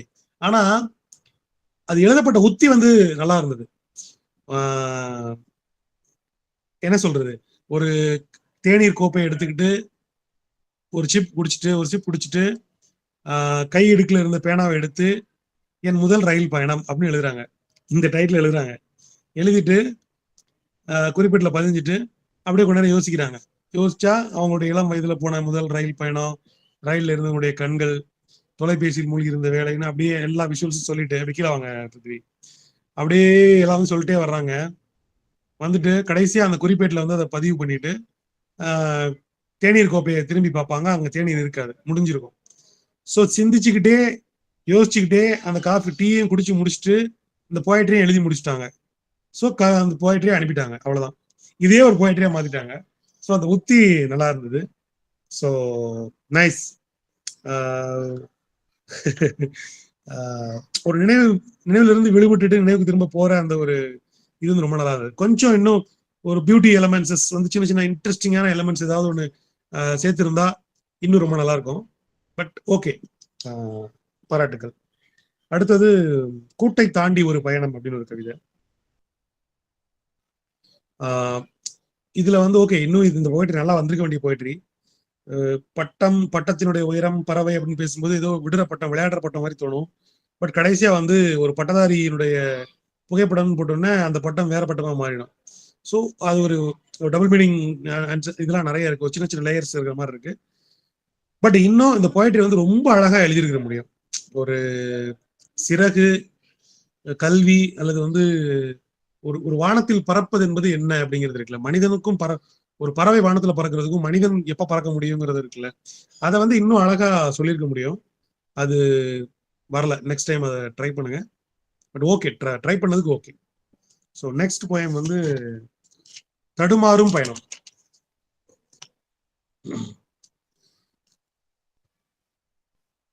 ஒரு இதுவும் அதே மாதிரிதான், ஒரு பயணம். அந்த பயணத்தின் நடுவில் வந்து ஒரு புத்தகத்துக்குள்ள மயிலிறக போல வைக்கப்பட்ட ஒரு புகைப்படத்தை எடுத்து பாக்குறாங்க. அந்த புகைப்படம் தொடர்பான ஒரு நினைவுகள்ல பின்னோக்கி செய்யறாங்க. அந்த அவங்க வாழ்க்கையில வந்து முக்கியமான ஒரு ஸ்பெஷல் ஆளை நினைவை நோக்கி பின்பக்கமா போறாங்க. அதுக்கப்புறம் அது விடுபட்டு உன்னை நோக்கி தான் வந்துகிட்டு இருக்கேன் அப்படிங்கிற மாதிரி ஒரு பயம். நைஸ், ஒரு நல்ல ஒரு எமோஷன் கடத்திருந்தாங்க. சிம்பிளா இருந்தது லாங்குவேஜ், குட். ஸோ நல்ல அட்டெம்ப்ட் தான். பட் இன்னும் நம்ம நல்லா ட்ரை பண்ணலாம் நிறைய. பட் வாழ்த்துக்கள், பாராட்டுக்கள். அண்ட் ரெண்டாவது அடுத்த கவிதை வந்து தொடங்கா பயணம். ஆமா. ஸோ சின்ன சின்ன பிட்ஸா நிறைய பண்ணியிருந்தாங்க. அதுல வந்து டைட்டானிக், டைட்டில் யூனிக் அப்படின்லாம் ஒரு ரைமிங்லாம் அதுல இருந்தது. ஸோ நல்லா இருந்தது. இவ்வளோ நிறைய கஷ்டப்பட்டதுக்கு அந்த டைட்டானிக்கை மட்டும் எடுத்துட்டு கூட எழுதியிருக்கலாம். எனக்கு அதான் தோணுச்சு. நிறைய விஷயங்களை கொண்டு வந்து சிதறலான எக்ஸ்பீரியன்ஸ் கொடுத்து ஒரு முழுமையான எக்ஸ்பீரியன்ஸ் இல்லாம ஆக்குறதுக்கு பதிலா ஒரு விஷயத்தை எடுத்து ஒழுங்கா கூட பண்ணியிருக்கலாம். இதுவும் ஒரு உத்தி, நான் இல்லைன்னு சொல்ல. பல்வேறு டிராவல் பத்தி பேசுறது, பட் இது டிராவல் பத்தி மட்டும் இல்ல, ரொம்ப ஒரு கொலாஜா இருக்கு. பட் டைட்டானிக் வந்து ரொம்ப நல்ல ஒரு அழகான ஒரு கவிதையா வந்திருக்கும். ஏன்னா இந்த உலகத்தில் நடந்த ஒரு அற்புதமான பயணங்கள்ல முக்கியமான பயணம் வந்து டைட்டானிக்கோட பயணம். 2 பயணம் இந்த உலகத்துல வந்து கப்பல் பயணங்கள்ல ரொம்ப ஒரு 4-5 பயணங்கள் சொல்லலாம். குறிப்பா வந்து கொலம்பஸ் உடைய கப்பல் பயணம், அது ஒரு ஒட்டுமொத்த வரலாற்றை மாற்றக்கூடிய ஒரு தேசத்தை, ஒரு நிலப்பகுதியை கண்டுபிடிச்சிருக்கும். அண்ட் பீகிள் கடல் பயணம், அது வந்து டார்வினோட கடல் பயணம். அந்த பயணம் சாத்தியப்பட்டிருக்காட்டி இன்னைக்கு இருக்கக்கூடிய அறிவியலோ இன்னைக்கு இருக்கக்கூடிய பல்வேறு கண்டுபிடிப்புகளோ வந்து இல்ல, ஃபிட்டஸ்ட் ஃபார் சர்வைவல், இந்த கான்செப்ட்ஸ் எதுவுமே இல்லாம போயிருக்கும் பீகிள் கடல் பயணம் இல்லைன்னா. அதே போலதான் வந்து கொலம்பஸுடைய பயணம். அண்ட் அதே போலதான் வந்து நம்ம இந்தியாவை நோக்கி வந்த வாஸ்கோட காமாவின் பயணம் இல்லாம இருந்திருந்தா இந்த வரலாறை வேறு விதமாக மாறி இருக்கும். இப்படி உருளைக்கிழங்கு தேடி, தங்கத்தை தேடி, பல்வேறு கனிம வளங்களை தேடி உலகம் முழுக்க வந்து கப்பலில் பயணித்ததால் தான் இன்னைக்கு இந்த இடத்துல நாம இருக்கிறோம். அதுல நல்லதும் இருக்கு, கெட்டதும் இருக்கு. அண்ட் இந்த பயணங்கள்லாம் கூட பேசப்பட்டிருக்க முடியும். யாரோ ஒருத்தர் வந்து டார்வினுடைய பீகிள் கடல் பயணத்தை பத்தி ஒரு கவிதை எழுதியிருந்தாங்கன்னா நான் ரொம்ப சந்தோஷப்பட்டிருப்பேன். வாவ் அப்படின்னு சொல்லியிருக்க முடியும். அது நடக்கலைங்கிற வருத்தம் இருக்கு. ஸோ இந்த டைட்டானிக்கும் அதே மாதிரி ஒரு இந்த உலகத்தின் மிக முக்கியமான ஒரு கடற்பயணம். ஒரு சாத்தியமற்ற ஒரு உல்லாச கப்பலை ரெடி பண்ணி, அந்த கப்பலை பத்தி ஒரு ஸ்டோரி சொல்லுவாங்க. அந்த ஆக்சுவலி டைட்டானிக்னு ஒரு டைட்டானிக் கப்பலை இப்போ கான்செப்ட்ல ஒரு நாவல் ஒருத்தர் எழுதினாரு. அந்த நாவல்ல அந்த கப்பல் மூழ்கிடுது. அந்த நாவலை படிச்ச அந்த ஓனர் இந்த நாவல்ல வர்ற மாதிரி அந்த கப்பல் மூழ்கக்கூடாதுங்கிற அடிப்படையில அந்த கப்பலை கட்டினாரு. ஆனா நாவல்ல வந்த மாதிரி அந்த டைட்டானிக் மூழ்கிடுச்சு. சரி, ஓகே. அந்த கப்பலை கண்டுபிடிக்கலான்னு போன நீர்மூழ்கி கப்பலும் மூடிடுச்சு. ஸோ இது ரொம்ப இன்ட்ரெஸ்டிங்கான ஒரு கடற்பயணம், கப்பல் பயணம் ஆக்சுவலா அது. ஸோ டைட்டானிக் படத்தினுடைய இன்ஸ்பிரேஷன்ல கூட இந்த கவிதை எழுதியிருக்க முடியும். கவிதை எழுதினா கூட அதை பாராட்டலாம். ஆக்சுவலி அந்த வயோதிக பெண்மணியினுடைய ஒரு நீல வைர நெக்லஸ் வந்து அந்த ஆழ்கடலுக்குள் வந்து ஒரு காதலை நினைவூட்டுகிறபடி, ஒரு காதலினுடைய நினைவாக மின்னிக் கொண்டிருக்கிற ஒன்று இருக்குல்ல, அது வந்து அதை பதிவு பண்ணி பட்டிருக்கலாம். அது நல்லா இருந்திருக்கும் ஆக்சுவலி. அல்லது ஒரு கடலுக்குள்ள ஒரு கப்பல் இருக்கு, நான் வந்து சில நூற்றாண்டுகளுக்கு முன்பு என்னுடைய கனவுல ஒரு கப்பல் வருது, அந்த கப்பல்ல வந்து நான் பல நூற்றாண்டுகளுக்கு முன்பு பயணித்த கனவுகள் வருது எனக்கு அப்படின்னு அந்த கவிதையை ஸ்டார்ட் பண்ணி அந்த கடலுக்குள்ளர போயிருக்கலாம். நம்ம அதான கற்பனை, அதான கவிதையினுடைய வேலை. ஸோ அந்த மாதிரி போறதுக்கான சான்சஸ் இருந்தும் அதை டச் பண்ணிட்டு அப்படியே போறது இருக்குல்ல, அது வந்து ஏமாற்றமா இருந்தது. But okay, good try. And அடுத்தது தோட்டாவின் பயணம். இது இந்த செட்ல வந்து ஒரு 2 போயம் நான் வந்து பெஸ்ட் போயம்னு சொல்லுவேன். அதுல வந்து 2வது இடம் இது வகிக்கலாம், இந்த போயட்ரி வகிக்கும், தோட்டாவின் பயணம் அப்படின்னு சொல்லிட்டு. ஆனா இதுல வந்து கொஞ்சம் எடிட்டிங் தேவைப்படுது, கொஞ்சம் விளையாட்டுத்தனங்கள் இருக்கு, சிம்பிளான வாக்கியங்கள் கவிதையை வந்து டைலூட் பண்ணுது சில இடங்கள்ல. பட் கான்செப்டா பார்த்தா ஒரு நல்ல ஃபார்ம் இது. எனக்கு ரொம்ப, இன்னும் சொல்ல போனா அந்த பெர்ஸ்பெக்டிவே எனக்கு ரொம்ப பிடிச்சிருந்தது. ஆக்சுவலி வந்து ஒரு தோட்டா பத்தி ஒருத்தர் எழுதியிருந்தாங்க, யாரோ ஒருத்தர் முன்னாடி நான் ஒரு கவிதை சொன்னேன், தோட்டா வந்து வானத்துல சுட்டாங்கன்னு சொல்லி சொன்னேன். அதனுடைய வேற ஒரு விஷயம் இது இந்த போயம். ஆக்சுவலி என்னன்னா, ஒரு தோட்டா எப்படி ஆலையில உற்பத்தி ஆகுது, எப்படி ஒரு செம்பு உலோகத்தின் உள்ள வந்து என்ன பொருள் வைக்கிறாங்க, வெடிமருந்து பொருள் வைக்கிறாங்க, அதுக்கப்புறம் என்ன அலுமினியத்தை வச்சு அதை மூடுறாங்க, அதுக்கப்புறம் அதுக்கு மேல என்ன மெட்டீரியல் வருது, இதெல்லாம் ஒரு தோட்டாவா உருவானதுக்கு அப்புறம் அது அந்த ஃபேக்டரியில இருந்து எப்படி வெளியேறுது, ஃபேக்டரிகள் வெளியேறி அது பல்வேறு போலீஸ், ராணுவம், அரசாங்கம்னு பல்வேறு கைகளுக்கு அந்த தோட்டா போய் எண்டா ஒரு ராணுவ துப்பாக்கிக்குள்ள அது இருந்து அது ஒரு ராணுவ வீரனை குறி வச்சு, ஆனா ராணுவ வீரன் மிஸ் ஆகி ஒரு சிறுவனுடைய தலைக்குள்ள போய் அந்த உலோகம் உட்கார்ற இடத்துல அந்த போயிட்ரி முடியுது. ஸோ ஒரு வாண்டடா அல்லது என்ன படம் சரியா எனக்கு ஞாபகம் இல்லை. ஒரு புல்லட் வந்து ராக்கெட் லாஞ்சர்ல இருந்து ஒரு புல்லட் ஸ்டார்ட் ஆகி அது பல்வேறு இடங்களை தாண்டி ஒருத்தருடைய நெத்தி போட்டுல போய் தைக்கிற ஒரு விஷுவல் இருக்கும். ஒரு இங்கிலீஷ் படம், ஜேம்ஸ் பாண்ட் படமா என்னன்னு தெரியல எனக்கு, சரி ஞாபகம் இல்லை. ஆக்சுவலி ரிவர்ஸ்ல எடுப்பாங்க, அந்த நெத்தில இருந்து அந்த புல்லட் அப்படியே ரிவர்ஸ்ல டிராவல் ஆகி அந்த துப்பாக்கிக்குள்ள போய் உட்கார்ற ஒரு ஒண்ணு இருக்கும். ஸோ அந்த மாதிரி ஒரு போயம் இது. ஒரு ஒரு ஆக்சுவலி ஒரு ஒரு ஷார்ட் ஃபில்ம் அல்லது வந்து ஒரு ஃபியூச்சர் ஃபில்மா கூட எடுக்கிற அளவுக்கு இதுல கண்டென்ட் இருக்கு என்ன கேட்டா. ஒரு ஒரு 5 தோட்டா ஒரு ஃபேக்டரியில உற்பத்தி ஆகுது. அந்த 5 தோட்டா அங்க இருந்து அப்படியே போகுது. அந்த 5 தோட்டா பல்வேறு இடங்களுக்கு மாறி யார் கைக்கு போகுது, அந்த 5 தோட்டாவால யார் சாவுறாங்க அப்படிங்கிற ஒரு கான்செப்டை பிடிச்சா ஒரு படம் ஆக்சுவலி. அந்த அளவுக்கு இதுல ஒரு கான்செப்ட் இருக்கு இதுல. ஸோ அது எனக்கு ரொம்ப பிடிச்சிருந்துச்சு. இந்த ஃபார்ம் வந்து எனக்கு ரொம்ப பிடிச்சிருந்தது. ஸோ அவங்களுக்கு உண்மையில என்னுடைய வாழ்த்துக்கள் அது. ஸோ இந்த மாதிரி நிறைய ட்ரை பண்ணுங்க. Very good. அடுத்தது நீ இல்லாத பயணம். ஓகே, இதுவும் ஒரு நல்ல ஒரு ஒரு ஒரு ஒரு எமோஷனலா கொஞ்சம் டச்சபிளா இருந்தது இந்த போயம். ஒரு மகனை, அதாவது இறக்கும் தருவாயில அல்லது முதுமையில இருக்கக்கூடிய ஒரு தாய் வந்து மகனை காணாமல் இருக்கக்கூடிய வழி. இன்னும் கொஞ்ச நாள நான் போயிடுவேன், ஆனா நீ என் கூட இல்லை, என்னை ஏன் வெறுத்தேன்னு தெரியல, உன்னை பார்க்காமலே நான் போயிடணும், இந்த பயணம் என்னோட இறுதி பயணம்ங்கிறது உன்னை பார்க்காமலே நடந்துருமோ அப்படிங்கிற மாதிரியான ஒரு போயம். ரொம்ப நல்லா இருந்தது. ஒரு ஒரு சிம்பிளா இருந்தது. ஓகே, ஒரு நல்ல ட்ரை தான் இது. எனக்கு இது அந்த இது ஒரே வரியில சொல்லணும்னா எனக்கு அந்த பாட்டு ஞாபகம் வந்தது. ஒரு முறை உனது திருமுகம் பார்த்தால் விடைபெறும் உயிர் அல்லவான்னு ஒரு வரி. சங்கமம் நினைக்கிறேன். ஒரு முறை உனது திருமுகம் பார்த்தால் விடை பெறும் உயிரல்லவா. ஞாபகம் இருக்கா பிருத்திவி அந்த என்ன பாட்டுன்னு? மார்கழி திங்கள் அல்லவா அந்த பாட்டு. எனக்கு ஒரே வரி முடிக்கணும்னா அந்த மாதிரி ஒரு ஞாபகம் வந்தது. ஸோ அந்த மாதிரி போயம் நல்ல ட்ரை. இன்னும் எமோஷன்ஸை, மொழியை இன்னும் கச்சிதமா பாயிட்டிக்கா பிடிக்க ட்ரை பண்ணுங்க, நல்லா வரும். என் அடுத்த போயம் வந்து நொடிக்குள் அப்படின்னு ஒரு போயம். இன்னும் நிறைய இருக்கு போல இருக்கு. ஐயோ, ரொம்ப வேகமா போனோம். ஓகே, நொடிக்குள்ள ஒரு கவிதை. அது வந்து ஒரே ஒரு நொடி பயணத்தை, ஒரு நொடி நாம் பயணிக்கிறத ஒரு நொடிக்குள்ள விவரிக்க முடியுமான்னு ஒரு கேள்வி இருக்கு இந்த போயம்ல. அது ரொம்ப பிடிச்சிருச்சு எனக்கு. அது ஒரு நொடி பயணத்தை ஒரு நொடிக்குள் எடுத்துரைப்பது எளிதல்ல அப்படின்னு. அது ரொம்ப நல்ல வரி இந்த போயம்ல. மொத்த போயம் நிறைய இருக்கு, அதிகமா இருக்கு, பட் அவ்வளவு தேவையில்லை. இந்த போயட்டோட எசன்ஸ் நச்சுன்னு ஒரு இடத்துல ஸ்பார்க் ஆயிடுச்சு. அது ஆக்சுவலி அதான் போயம். அங்க பிடிச்சி வேற ஒண்ணு போயிருந்தாங்கன்னா வேற ஒண்ணா இருக்கும். பட் அதுக்கப்புறம் நிறைய பேசிட்டாங்க, ஒரு மாதிரி நிறைய தண்ணி ஊத்திட்டாங்க அந்த பால்ல. ஸோ கச்சிதமா இருந்துச்சு அந்த பால் வந்து, அந்த இடம், அந்த வரி தான். ஏன்னா யோசிச்சு பாருங்க, மனிதர்கள் ஒரு நொடியில பல மணி நேரங்கள மனிதர்கள் வாழ்றாங்க. அதனால அந்த ஒரு நொடி வாழ்வை ஒரு நொடிக்குள்ள விவரிக்க முடியாதுங்கிற அந்த கான்செப்ட் அந்த வந்து ரொம்ப நல்லா இருந்தது. அந்த வரி ரொம்ப நல்லா இருந்தது.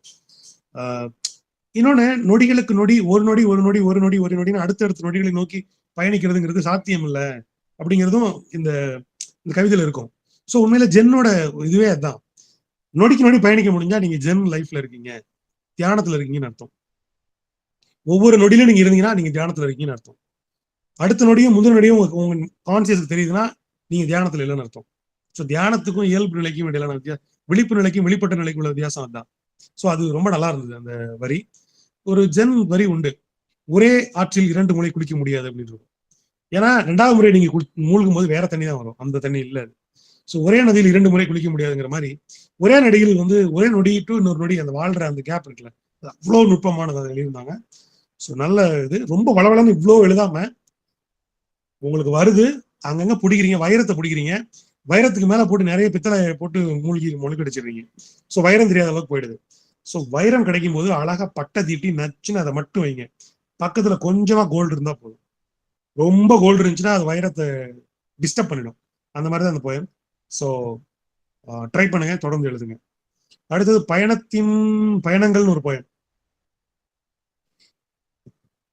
அடுத்து பயணங்கள். ஆமா, நீங்க அனுப்பின ஆர்டர்ல இருக்கும் பிருத்திவி. பயணங்கள்னு ஒரு போயம். ஸோ இதுல வந்து பாத்தீங்கன்னா இது ஒரு கவிதைங்கிற இடத்தை தாண்டி ஒரு மாதிரி பிரச்சாரம் மாதிரி ஆயிடுச்சு.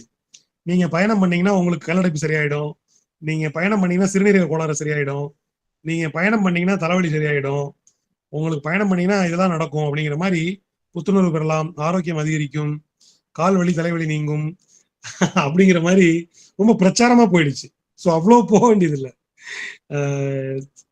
நான் ஒரு பயணத்தினுடைய எக்ஸ்பீரியன்ஸ் தான் நான் கேட்டேன். நான் பயணம் எப்படிப்பட்டது, எப்படி இருக்கு, என்ன மாதிரி உங்களுக்கு ஒரு எக்ஸ்பீரியன்ஸ் கொடுத்ததுங்கிறத நான் கேட்டேன்.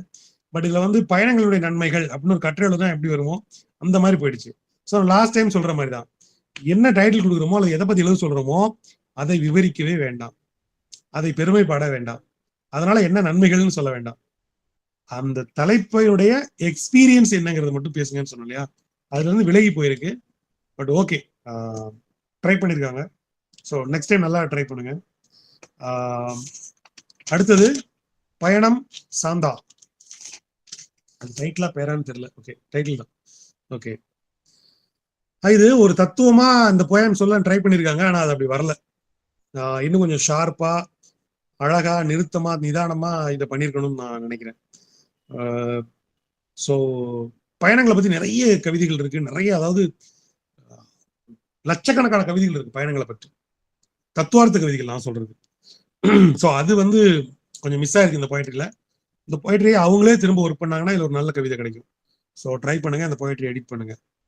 அடுத்தது பயணம் சுரேந்திரான்னு ஒரு கவிதை. இவங்களும் ட்ரை பண்ணிருக்காங்க. கவிதை உருவாகிறதுக்கு முன்னாடியே மிஸ் பண்ணிட்டாங்கன்னு நினைக்கிறேன், நிறுத்திட்டாங்க. பட் இருக்கு, ஓகே.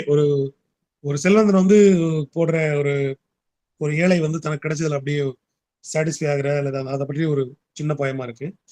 பட் இன்னும் போயட்ரியில் இன்னும் எதிர்பார்க்கணும். ஏன்னா நிறைய ஒர்க் பண்ணுங்க, இன்ட்ரெஸ்டிங்கா ஏதாவது பிடிங்க, ஒரு பெர்ஸ்பெக்டிவ் பிடிங்கிறத நான் சொல்றேன். ஸோ அது ஓகே போயமா தான் எனக்கு இது பட்டுச்சு. ஸோ நெக்ஸ்ட் ட்ரை பண்ணுங்க. அண்ட் பயணம் திவ்யா. ஓகே, இந்த போயம் அப்படிதான். தாயினுடைய கருவறையிலிருந்து தவழ்ந்து நடந்து பள்ளி பருவம் வந்து தோழிகளுடன் விளையாடி பட்டதாரியாக மாறி மனதிற்கு பிடிச்சவனை கல்யாணம் பண்ணி திருமணம் பண்ண பணத்தில் இணைந்து அதுக்கப்புறம் ரொம்ப கஷ்டப்பட்டு முற்று பெறாத இந்த நீண்ட பயணம் போயிட்டு இருக்கு. வேலையில்லா பட்டதாரியில வந்து ஒரு தனுஷ் பேசுவார் இல்லையா, படிச்சு வேலைக்கு போய் அப்படின்னு நிறைய டைலாக் பேசிட்டே இருப்பாரு. அந்த மாதிரி ஒண்ணு லென்த்தியா போகுது. ஆனா ஒரு ஒரு யூனிக்கான ஒரு பிரத்யேக அனுபவம் எனக்கு எதுவும் கிடைக்கல. இது எல்லாருக்குமே தெரியும் தானே. ஒரு டெய்லி ஒரு தண்ணி பிடிக்கிற குழாயடி இடத்துல வந்து ஒரு பெண் டெய்லி சலிச்சு பேசுற வசனம் தானே, என்ன வாழ்க்கை இது அப்படின்னு ஆரம்பிச்சா இதே டைலாக் தானே வரும். ஸோ அதனால இதெல்லாம் பத்தாது போயிட்ருக்கு. ஸோ வேற ட்ரை பண்ணோம், வேற யோசிங்க, கான்செப்ட் பிடிங்க. ஓகே, அடுத்தது பயணம் பத்மநாபன். இதுவும் ஒரு நல்ல பயணமா, நல்ல ஒரு போய்ட்ரியா மாறி இருக்க வேண்டியது. டக்குன்னு அதுக்கப்புறம் மாறிடுச்சு. இந்த பயணம் அதுக்காக அல்ல, அந்த பயணம் இதுக்காக, இந்த பயணம் இதுக்காகன்னு சொல்லிட்டு வந்து டக்குன்னு ஒரு இடத்துல வேற ஒரு இடத்துக்கு மாறிட்டாரு. அது ரொம்ப நேரம் போகாது போல இருக்குன்னு சொல்லி பயணத்தை அவர் மாத்திட்டாரு. அதனால அது ஒரு மாதிரி ஒரு முழுமையடையாத ஒரு போய்ட்ரியா இருக்கு. ஆனா அதுல ஒரு வரி ரொம்ப நல்ல வரி, அதோட போய்ட்ரி முடிஞ்சுச்சு. ஆக்சுவலி இந்த கவிதையினுடைய சாராம்சமே என்ன, இந்த கவிதை எங்க முடிஞ்சு போச்சு அப்படின்னா, இது கவிதை தான். நான் இதுல கவிதை ஒரு ரெண்டு வரி கவிதை இருக்கு, நான் இல்லைன்னு சொல்ல வரல. ஆனா அந்த 2 வரி எது அப்படின்னா, மேல போங்களேன்.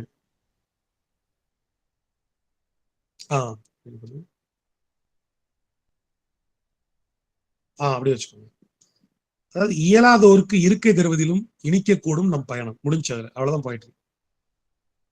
ஒரு பயணத்துல முடியாதவங்களுக்கு, ஒரு கர்ப்பிணிக்கோ முதியவருக்கோ உட்கார இடம் கொடுத்தது மட்டுமே போதும் அந்த பயணம் இனிமையானதுன்னு சொல்றதுக்குங்கிற இடம் நைஸ். அந்த இடம் தான் போயிட்ரி, அங்கதான் இருக்கு போயிட்ரி. ஸோ அந்த வரி நைஸ். ஸோ நீங்களும் ட்ரை பண்ணுங்க. அண்ட் பயணம் பொன்னரசி.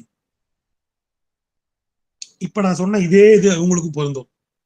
ஒரு நல்ல போயிட்ரிக்கான இருந்தும் ரொம்ப பழைய விஷயங்களால அது வந்து தடப்படுது, அல்லது அந்த போயட்ரி சரிஞ்சிருச்சு, அதோடைய பீக்ல இருந்து சரிஞ்சிருச்சு. பட் அதுலயும் ஒரு வரி ரொம்ப நல்ல வரி தான்.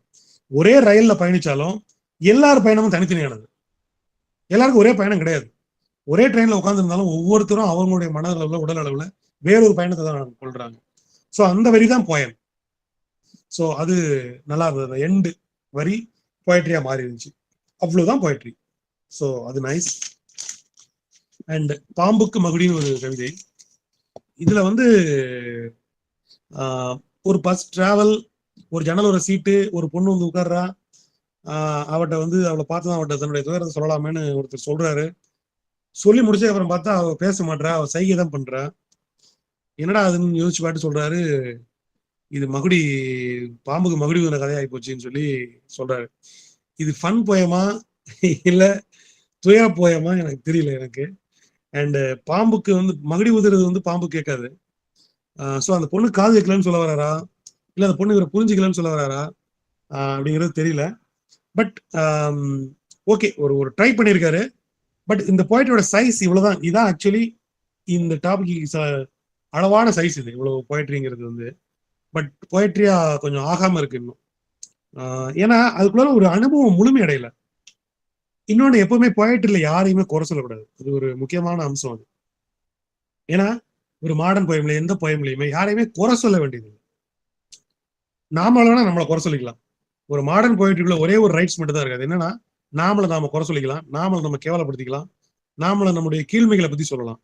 இன்னொருத்தரை கீழ்மைப்படுத்துறதுக்கோ, இன்னொருத்தரை கோவப்படுத்துறதுக்கோ, இன்னொருத்தரை வந்து கண்டிக்கிறதுக்கோ, இன்னொருத்தரை விமர்சிக்கிறதுக்கோ நமக்கு வந்து கம்மியான ரைட்ஸ் இருக்கு. அதான் மாடர்ன் போயிட்டோட தன்மை. அதனால இந்த போய்ட்ல எக்ஸ்பீரியன்ஸ் இன்னும் முழுமை அடையல. என்ன சொல்ல வராருங்கிறது சரியா இல்லை. அண்ட் ட்ரை பண்ணுங்க, சூப்பரா வரும். அடுத்தது முடிவற்ற வழி அப்படின்னு ஒரு கவிதை. ஒரு சந்திக்கிறதுக்கான பிளான் அது தவறி போகுது. ஒருத்தர் பின்வாங்கிடுறாங்க அந்த சந்திப்புல இருந்து, ஒரு எமோஷனலா ஏதோ ஒரு விதத்துல இந்த பயணம் தடைப்பட்டு போகுது. அதன் மூலமாக உருவாகிற ஒரு வழி உணர்ச்சியை பற்றக்கூடிய ஒரு கவிதை. இதுல முதல் வரி ரொம்ப நல்லா இருந்தது. நிராகரிக்கப்பட்ட உணர்வுகளில் மீண்டும் மீண்டும் பயணிக்க ஒப்பந்தமாகி கொள்கிறது மனம். எப்பவுமே நம்ம மனம் அப்படிதான். நம்மள நிராகரிக்கப்பட வேண்டிய உணர்வு அல்லது நிராகரிக்கப்பட்ட உணர்வு அல்லது நம்முடைய மோசமான அனுபவங்களை நோக்கியே பயணிச்சுட்டு இருக்கணும் நம்ம மனம் வந்து. ஸோ அந்த அந்த ஒரு வரி ரொம்ப உண்மையானது. அது ரொம்ப நல்லா இருந்தது. மற்றபடி ஒரு ஓகே போயம் தான் அது. ஸோ ட்ரை பண்ணுங்க. நெக்ஸ்ட் டைம் இன்னும் ரொம்ப நல்லா போயிட்ரியா இது வரணும்னு ஆசைப்படுறேன். அண்ட் அடுத்தது முதல் பயணம். ஒரு முதல் முறையாக ஒரு பெண் ஸ்கூட்டில, ஒரு ஸ்கூட்டர்ல, ஒரு சாலையில வந்து பயணிக்கக்கூடிய ஒரு எக்ஸ்பீரியன்ஸை பத்தி எழுதியிருக்காங்க. ஸோ இது ரொம்ப அழகா எழுதியிருக்க முடியும்னு நினைக்கிறேன். நல்ல அட்டம், நல்ல பெர்ஸ்பெக்டிவ். ஒரு பெண் தனியா டூ வீலர்ல ஃபர்ஸ்ட் டைம் கிளம்பி போறா அப்படிங்கிறது ரொம்ப நல்லா இருக்கு. ஒரு படத்தோட முதல் ஷாட் மாதிரி இருக்கு. அருவி படத்துல வருவோம் அந்த மாதிரி ஒரு ஷார்ட்டா இருக்கு. பட் ஆனா அதுக்கப்புறம் அந்த எக்ஸ்பீரியன்ஸ் வந்து ஒரு ஒரு பீக்கிக் போல. எந்த ஒரு போயிட்டுமே அது ஒரு ராக்கெட் மாதிரி அப்படி ஸ்டார்ட் ஆகி அப்படி போய் அப்படி விழணும் அல்லது வெடிக்கணும் அல்லது போய்கிட்டே இருக்கணும். பட் இது வந்து அந்த ஸ்டார்டிங் நல்லா இருந்தது. அப்புறம் ஒரு சிம்பிளான டிராவல் தான். மியூசிக்லாம் பீக், ஒரு பயங்கரமான இன்ட்ரோ மியூசிக் எல்லாம் போட்டு அப்புறம் அப்படி சாதாரணமா போன மாதிரி இது ஆயிடுச்சு ஆக்சுவலா. ஏன்னா அந்த பெண் தனியா முதல் வாட்டி வண்டி ஓட்டும் போது, கிளம்பி போகும்போது என்னென்ன விதமா உணர்றா, அவ தனக்கு முன்னிருக்கக்கூடிய சாலையை அவ எப்படி பாக்குறா, அவருடைய கூந்தல் காற்றில் அலைஞ்சு ஒரு சிறகு மாதிரி மாறும்போது அவ என்ன உணர்றா, தன்னுடைய ஆடைகளுக்குள்ளற காற்று புகுந்து அவருடைய சுதந்திர உணர்வை தூண்டுறத அவ எப்படி எக்ஸ்பீரியன்ஸ் பண்றா, அந்த ஆக்சிலேட்டர் அவ எப்படி முறுக்குறா, அவளுக்கு வந்து அந்த சாலையில வந்து தன்னுடைய இதுவரைக்கும் தனக்கு கிடைக்காத அந்த ஒரு அனுபவத்தை, அவரோட சுதந்திரத்தை அவ அந்த ஸ்கூட்டினுடைய ஹார்ன் அடிக்கிற அந்த ஸ்கூட்டர்ல வந்து ஒரு ஒரு இசைமையான ஒரு ஹார்ன் அடிச்சுட்டே போனா அப்படின்னு என்னென்னமோ அதுல சொல்றதுக்கு விஷயங்கள் இருக்கு. ஸோ அது வந்து மிஸ் ஆயிருக்குன்னு நான் ஃபீல் பண்றேன். ஸோ ஒரு துப்பட்டாவை ஒரு கொடி மாதிரி பறக்க விட்டுக்கிட்டு ஒரு புதிய ராஜ்யத்தை தொடங்கி போனா அப்படிங்கிற மாதிரி இருந்துச்சுன்னா நல்லா இருக்கும். அது அப்படி இல்லை, அது வந்திருந்தா இன்னும் நல்லா இருந்திருக்கும். பட் ஓகே, தப்பா சொல்ல மாட்டேன், குட் ட்ரை. ஸோ அடுத்தது வந்து யாருக்கும் வாய்ப்பதில்லை அப்படின்னு ஒரு கவிதை. ஸோ இது அப்படிதான், நான் ஏற்கனவே சொன்ன மாதிரி ஜன்னலோர ஒரு பஸ்ல ஜன்னலோர பயணம், தென்றல் காற்று, கூடவே நிலவு நானும் வருவேன்னு சொல்லி அடம் பிடிச்சி வர்றது, ஒரு பேருந்து பயண அனுபவம், அதுல ஒரு இளையராஜா பாடல் ஒழிப்பது அப்படின்னு ரொம்ப வாசிக்க இதமான, நமக்கு பிடித்தமான ரொம்ப ஒரு நல்ல போயம் தான் அது. பட் இது பத்தாது, இன்னும் நிறைய விஷயங்கள் வேணும் கவிதைக்குள்ளர. ஆனாலும் ஓகே, குட் ட்ரை. அண்ட் அடுத்தது வாழ்க்கை நிரலாக்க பயணம். நான் சொன்னேன் இல்லையா, ஒரு வித்தியாசமான ஃபார்ம்ல எழுதப்பட்ட கவிதை பெஸ்ட் கவிதை அப்படின்னு சொல்லுவேன் இல்லையா. இந்த செட்ல வந்து பெஸ்ட் கவிதை இதுதான் என்னை பொறுத்த வரைக்கும். ஸோ இது வந்து ஒரு பக்கா மாடர்ன் போயிட்ரி. இது இன்னும் ஒரு 2 சொற்களை மட்டும்தான் முன்ன பின்ன கரெக்ட் பண்ணும், அவ்வளவுதான். பண்ணா பக்காவா தொகுப்புல வச்சிடலாம். ஒரு நவீன போயிட்ரி புக்கு வந்து வச்சிடலாம். அந்த மாதிரி இருக்கு. ஏன்னா ஒண்ணு, இப்படி ஒரு ஃபார்மை பிடிச்சதுக்கு முதல்ல பாராட்டுக்கள் அவருக்கு, சூப்பரா பண்ணியிருக்காரு. ஸோ இந்த போயிட்ரியோட வந்து ரொம்ப மாடர்னா இருந்தது. லாஸ்ட் டைம் வந்து பிருத்திவி வந்து அந்த கால இயந்திரங்களை கொண்டு ஒரு ஃபியூச்சர்ல பயணிச்ச மாதிரி ஒரு போயம் இது வந்து. அதாவது மனதை வந்து நிரலாக்கம் செய்யறது, அதாவது ப்ரோக்ராமிங் கோடிங் பண்ணி மனதை வந்து ப்ரோக்ராம் கோடிங் பண்றதை பற்றியான ஒரு கவிதை இது. சூப்பரான கவிதை. ஸோ இது ஒரு ஒரு பிரமாதமான கான்செப்ட். ஆக்சுவலி இந்த சமூகம் என்பது நம்முடைய மனதை வந்து இதே மாதிரிதான் ப்ரோக்ராம் கோடிங் பண்ணுது. நீ எப்போ அழணும், எப்ப சிரிக்கணும், எப்போ காதலிக்கணும், எப்ப திருமணம் பண்ணிக்கணும், எப்ப நீ என்னெல்லாம் பண்ணணுங்கிறத இந்த சமூகம் நமக்கு கோடிங் பண்ணுது. இந்த கவர்மெண்ட் நமக்கு கோடிங் பண்ணுது. ஸோ இந்த நம்மை பாதிக்கிற எல்லா அமைப்புகளும் நிறுவனங்களும் நம்முடைய மனதை கோடிங் ப்ரோக்ராமிங் கோடிங் பண்ணி நிரலாக்கம் பண்ணுது. ஸோ இது வந்து ஒரு நல்ல புரிதல் இது. ஸோ அந்த வகையில இவர் வந்து எப்படி மனதை வந்து கோடிங் பண்றது அப்படின்னு சொல்லி அவர் எழுதியிருக்கிறாரு. ரொம்ப நல்லா இருந்துச்சு. அது ஒரு வார்த்தை எனக்கு ரொம்ப பிடிச்சிருந்துச்சு. தீ அரண் அப்படின்னு ஒரு வரி அதுல போட்டிருக்கிறாரு. அதாவது ஃபயர்வால் இருக்கு இல்லையா, அந்த ஃபயர்வால்க்கு வந்து தீ அரண் ஒரு தமிழ்ல ஒரு அந்த சொல் கொடுத்து வச்சிருக்காரு. அது ரொம்ப நல்லா இருந்தது. ஆக்சுவலி இதயத்துக்கு வந்து ஃபயர்வால் இல்லாதனால இப்படி எல்லாம் நடக்குது அப்படின்னு ஒரு இடம் அதுல வந்து. ஸோ செம வெரி குட் போயம் இது. ஒரு நல்ல வடிவம். ஸோ அவருக்கு உண்மையிலே எல்லாருமே கைதட்டி பாராட்டலாம். அந்த அளவுக்கு ஒரு நல்ல போயம். ட்ரை பண்ணுங்க, செமையா வாங்க. வாழ்த்துக்கள் இளமாறன்.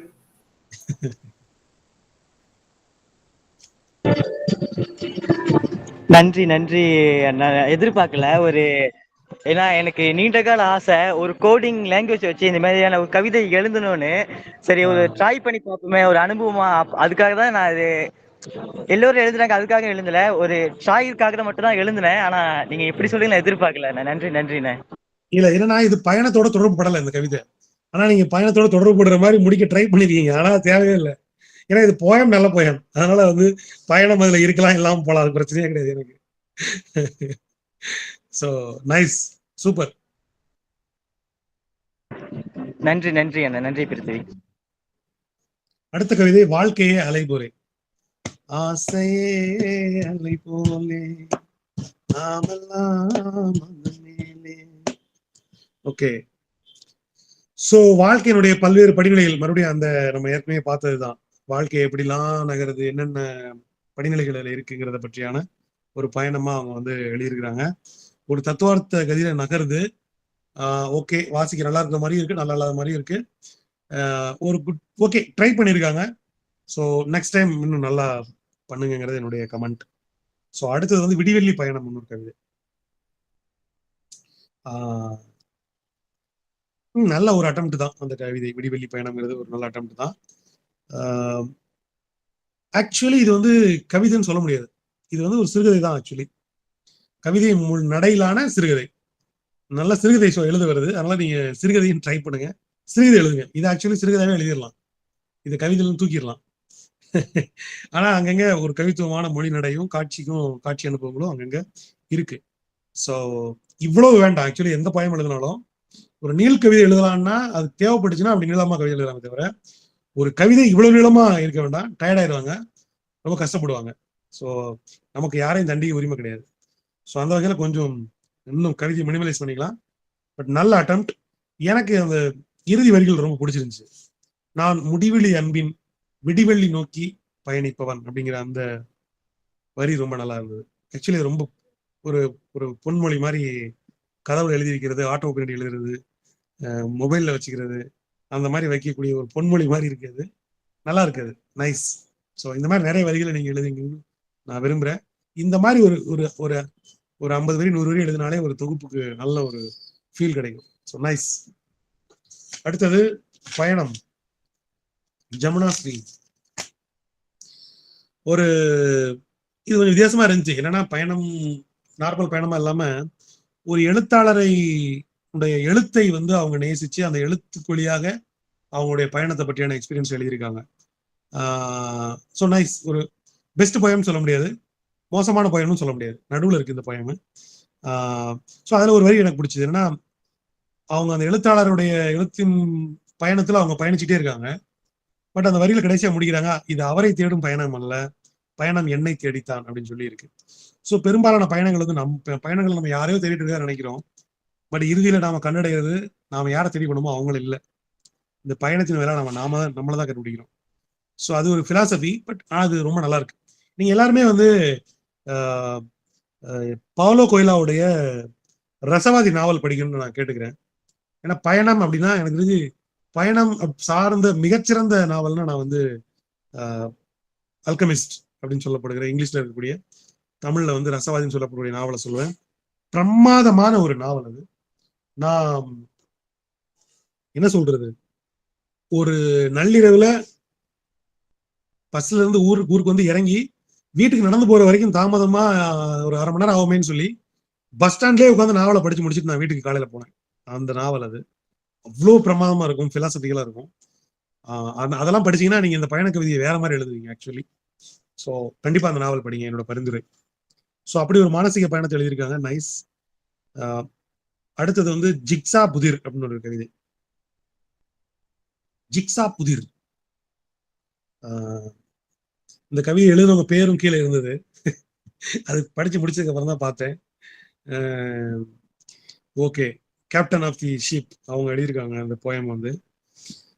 சொந்த ஊருக்கு செல்லக்கூடிய ஒரு, நான் சொன்னேன் இல்லையா இந்த புலம்பெயர்வு அனுபவமே இல்லை கவிதையிலன்னு சொன்னேன் இல்லையா, ஒரே ஒரு ரெஃபரன்ஸ் இதான் இருக்கு இந்த போயம்ல வந்துதான், ஒரு புலம்பெயர் ரெஃபரன்ஸ். இங்க இருந்து வந்து சொந்த ஊருக்கு திரும்பி போய் அப்பாவுடைய வீட்டை பார்க்குற ஒரு எமோஷன் இருக்கு, ரொம்ப நல்லா இருக்கு. பட் இது போயம் இல்லை, இது சிறுகதை. சிறுகதை தன்மையிலான உரைநடை அல்லது உரைநடையிலிருந்து சிறுகதைக்கு நகரக்கூடிய ஒரு தன்மையில இருக்கு. இத ஒரு 5 நாள் 6 நாள் டெடிகேஷனா உட்காந்து எழுதுனீங்கன்னா பிரமாதமான ஒரு சிறுகதை ஆகும். ஸோ அதனால இது தயவு செஞ்சு கதையா எழுதிருங்க அல்லது ஸ்கிரிப்டா எழுதிருங்க. ஒரு அல்லது நாவல், நீங்க ஒரு நாவலா ஒரு நாவல் எழுத ட்ரை பண்ணிட்டு இருக்கீங்க இல்லையா, அதுல இருக்கிற சில விஷயங்களை தூக்கிட்டு இதை ஒரு நாவலா எழுதலாம். மலேசியா டு அந்த சொந்த ஊருக்கு போகிற வரைக்குமான வீட்டுல ட்ரெஸ் எடுத்து பேக் பண்ணி வைக்கும் போதே அப்பாவோட நினைவோட பேக் பண்ணி வச்சு பேக்கை மூடி அவருடைய சின்ன பாஸ்போர்ட் சைஸ் போட்டோவோட நீங்க கிளம்புறதுல இருந்து ஃபிளைட் பிடிச்சி எந்த பஸ் ஸ்டாண்ட்ல போய் எப்படி உட்காந்து எங்க போய் எந்த வீட்டை பார்த்து எந்த திணையில உட்காந்தீங்களோ அது வரைக்குமான டிராவலுக்கு இடையில அப்பாவோட அனுபவத்தை எழுதுனீங்கன்னா பக்கா நாவல் ரெடி. ஸோ அந்த வேலையை பாருங்க. ஸோ இந்த கவிதையில இருந்து தூக்கிடுவோம். ஓகே, அடுத்ததுக்கு போவோம். வழியின் கதை. அதாவது வழிங்கிறது காற்று அப்படிங்கிற பொருள்படும் வழி. ஸோ நல்ல பெர்ஸ்பெக்டிவ் ஆக்சுவலி. ஒரு காற்று வந்து தன்னுடைய பயணத்தை வந்து சொல்ற மாதிரியான ஒரு கவிதை. அதாவது மலர்ந்து மலராத பாதி மலர் போல மலர்ந்த வெளிவண்ணமே, அந்த கொடியில் தலை சீவி நதியில் விளையாடி கொடியில் தலை சீவி நடந்த இளம் தென்றலைன்னு ஒரு டிராவல் இருக்குல்ல, அந்த மாதிரி தென்றல் டிராவல் பண்ணக்கூடிய, காற்று பல்வேறு விதமா டிராவல் பண்ணக்கூடிய டிராவல் எழுதியிருக்காங்க, மரபு கவிதை எழுதியிருக்காங்க. ஸோ வழியில் வழிகள் இருந்தும் வழி தொடரும் பயணம் இது அப்படின்னு ஒரு வரி, அந்த கடைசி வரி ரொம்ப பிடிச்சிருந்துச்சு. அந்த ரைமிங் நல்ல அட்டெம்ப்ட். இன்னும் நிறைய யோசிக்கணும். ஏன்னா பாரதிதாசன் வந்து தென்றல் காற்று எப்படியெல்லாம் பயணிக்குது தன்னுடைய பல்வேறு வகையில ஒரு பாயிண்ட் எழுதியிருப்பாரு பாரதிதாசன். நம்ம கிட்டே போக முடியாது. ஸோ நீங்க அதெல்லாம் இன்னும் யாரும் படிக்கலன்னு எனக்கு தெரியுது. ஸோ படிங்க.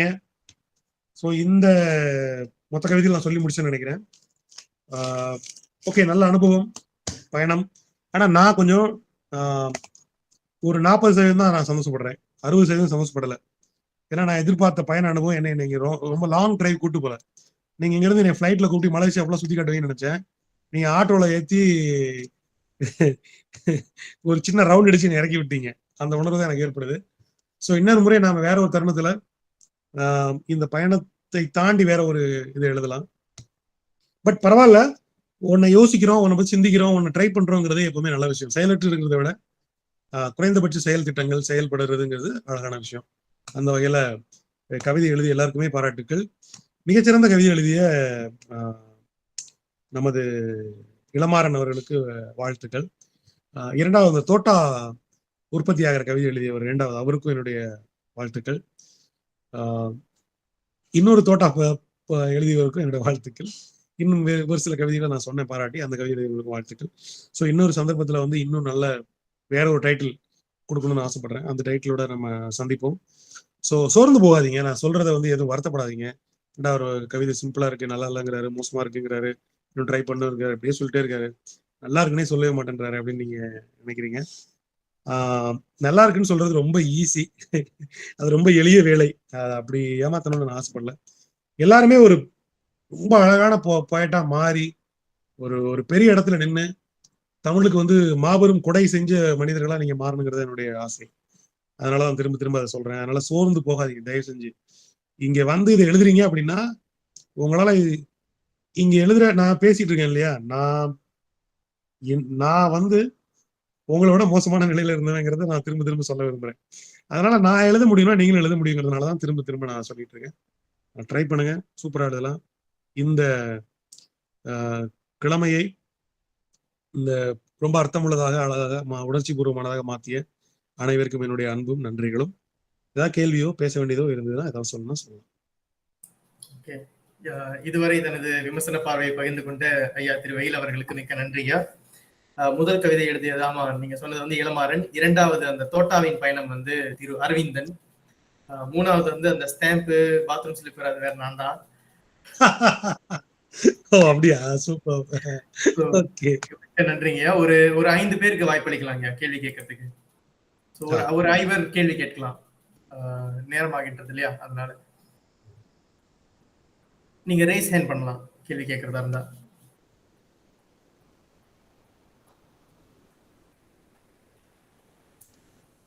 ரசவாதின்னு ஒரு நாவல் சொல்லியிருக்காரு, அதை போய் தேடணும் வேற. ஆமா படிங்க, கண்டிப்பா படிங்க அந்த நாவல்.